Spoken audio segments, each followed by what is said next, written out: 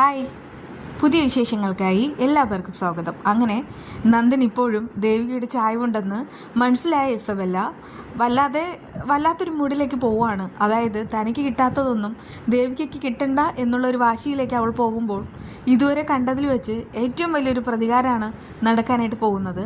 അതിനുവേണ്ടി ആസൂത്രണം ചെയ്യാനായിട്ട് കെവിനെയും ഋഷിയെയും വിളിക്കുന്നുണ്ട്. ഋഷി പറയുന്നുണ്ട്, ഇസബെല്ല എന്ത് ചെയ്താലും ഞാൻ കൂടെ തന്നെ നിൽക്കും. കാരണം ലാഭം അങ്ങോട്ടോ ഇങ്ങോട്ടോ എന്ന് ചോദിച്ചാൽ ഇങ്ങോട്ടെന്ന് ഞാൻ പറയും. ചന്ദ്രോത്ത് വീട്ടിൽ പ്രഭാവതി മരിക്കണമെന്ന് മാത്രമാണ് ഞാൻ ആദ്യം ആഗ്രഹിച്ചിരുന്നത്. എന്നാൽ പിന്നീടാണ് എൻ്റെ ചിന്താഗതി ഉയർന്ന സമയത്ത് അവിടെയുള്ള എല്ലാവരും തീരണമെന്ന് ആഗ്രഹിച്ചത്. എന്നാൽ നന്ദന് എന്നോട് ഭയങ്കരമായിട്ട് ദേഷ്യമാണ്. അവനവൻ്റെ അമ്മയെന്ന് പറഞ്ഞാൽ ജീവനാണ്. അതുകൊണ്ടൊക്കെ തന്നെയാണ് അവൻ്റെ കുടുംബം കലക്കാമെന്ന് ഞാൻ കരുതിയത്. അതുകൊണ്ടൊക്കെ പറയാണ്, ഇനി അർത്ഥകൈ പ്രയോഗം, അങ്ങനെയുള്ള അറ്റകൈ പ്രയോഗം ഇസബെല്ല ചെയ്തോളൂ, എന്തിനും ഞാൻ തയ്യാർ. കെവിൻ ആ സമയത്ത് സങ്കടത്തിൽ നിൽക്കുകയാണ്. ഇസബെല്ല ഋഷിയോട് പറയുന്നുണ്ട്, കണ്ടില്ല ഋഷി, ഇവനെ വെച്ചിട്ട് നമുക്കൊരു ചുണ്ണാമ്പും ചെയ്യാനായിട്ട് കഴിയില്ല. കാരണം ഇവനാണെങ്കിൽ ഇപ്പോൾ ചായ്വ് ദേവികയോടാണ്. അത് കേട്ട് ഋഷി പറയുന്നുണ്ട്, ഓഹോ, അവൾ MLA ആയതുകൊണ്ടാണോ ഇങ്ങനെ? ദേവിക MLA ആയതുകൊണ്ടാണ് നിങ്ങളുടെ എല്ലാ കാര്യങ്ങളും നടന്നത്. പക്ഷെ ഇനി എനിക്ക് വയ്യ, എല്ലാം ഞാൻ മതിയാക്കാൻ പോവാണ്. മാപ്പ് സാക്ഷിയായിട്ട് ഞാൻ മാറുമ്പോൾ അവരെല്ലാ കാര്യങ്ങളും തിരിച്ചറിയട്ടെ എന്ന് കെവിൻ പറയുന്നു. അത് കണ്ടിട്ട് ഇസബെല്ല പറയുന്നുണ്ട്, അങ്ങനെയൊന്നും നിന്നെ ഞാൻ വെറുതെ വിടില്ല.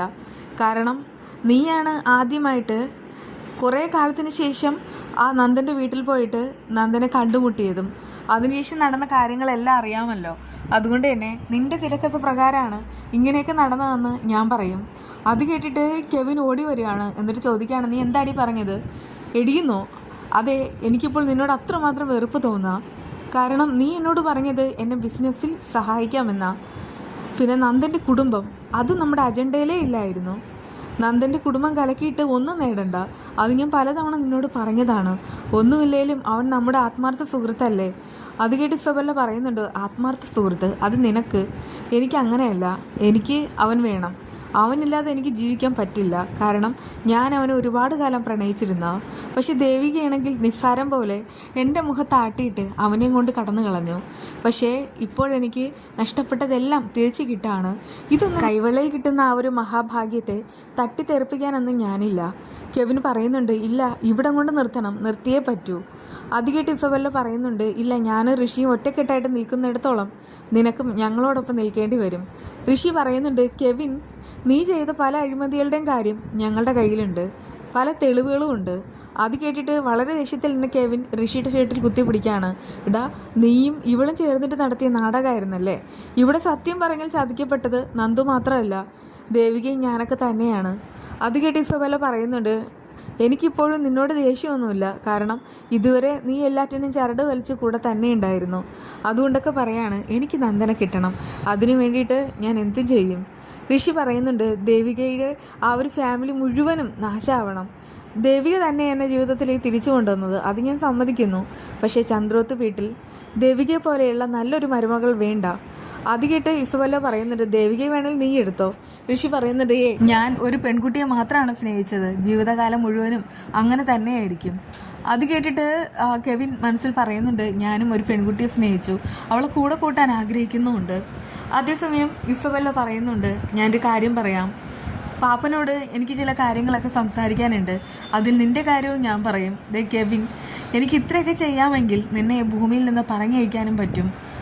അതിനുള്ള ലൈസൻസ് എൻ്റെ പാപ്പൻ്റെ കയ്യിലുണ്ട്. അത് കേട്ടിട്ട് കെവിൻ പറയുന്നുണ്ട്, നീ ചുമ്മാ പേടിപ്പിക്കാതെടി. നന്ദൻ്റെ ജീവിതം വെച്ച് നിങ്ങളെല്ലാവരും കളിച്ചു. ഇനി നന്ദൻ്റെ ജീവിതം സംരക്ഷിക്കാനായിട്ട് എനിക്ക് പലതും ചെയ്യാൻ കഴിയും. അത് കേട്ട് ഇസബെല്ല ആകെ ഷോക്കായിട്ട് നിൽക്കുകയാണ്. അപ്പോഴേക്കും ഋഷി പറയുന്നുണ്ട്, എങ്കിൽ പിന്നെ നീ എന്ന അധ്യായം ഞാൻ തന്നെ അങ്ങ് അവസാനിപ്പിക്കും. അതിന് നീയൊന്നും മുതിർന്നിട്ടില്ലടാ. കാരണം ഞാൻ ഇനി കൂടെ നിൽക്കുന്നത് ദേവികയുടെ കൂടെയാ. ദേവിക എന്നെ സംരക്ഷിച്ചോളും എന്നൊക്കെ എങ്ങനെ കെവിൻ പറയുന്നുമുണ്ട്. ആ സമയത്ത് ഋഷി ഇസബെല്ലയോട് പറയുന്നുണ്ട്, അവനെ സൂക്ഷിക്കണം. അവനെ ഒന്നും സൂക്ഷിക്കേണ്ട കാര്യമില്ല. അവനൊക്കെ എവിടെ പോകാനാ? അവൻ വരും, ഉറപ്പായിട്ടും നമ്മുടെ അടുക്കൽ തന്നെ വരും. അല്ലെങ്കിൽ അവനെ കൊണ്ടുവരാനുള്ള വഴികളെല്ലാം എനിക്കറിയാം. ഋഷി പറയുന്നുണ്ട്, അങ്ങനെയൊന്നുമല്ല, അവൻ എല്ലാ കാര്യങ്ങളും തുറന്നു പറഞ്ഞാൽ പിന്നെ ദേവിക ഉറപ്പായിട്ടും അവൻ്റെ കാര്യത്തിലൊരു തീരുമാനം ഉണ്ടാക്കും. പിന്നെ നിൻ്റെ കാര്യത്തിലും ഇസബെല്ല പറയുന്നുണ്ട്, എന്താ വേണ്ടതെന്ന് എനിക്കറിയാം, ഋഷി കൂടെ നിന്നാൽ മാത്രം മതി. എന്തായാലും കെവിൻ നോക്കിക്കോ, അവസാനം എല്ലാ സത്യവും ഏറ്റു പറഞ്ഞിട്ട് അവൻ മാപ്പുസാക്ഷി ആകുകയും ചെയ്യും, ബാക്കിയുള്ളവരെ പെടുത്തുകയും ചെയ്യും. ആ വിശേഷവുമായി കാണാം. ഒന്ന് സബ്സ്ക്രൈബ് ചെയ്യും. Thanks for watching. ബൈ.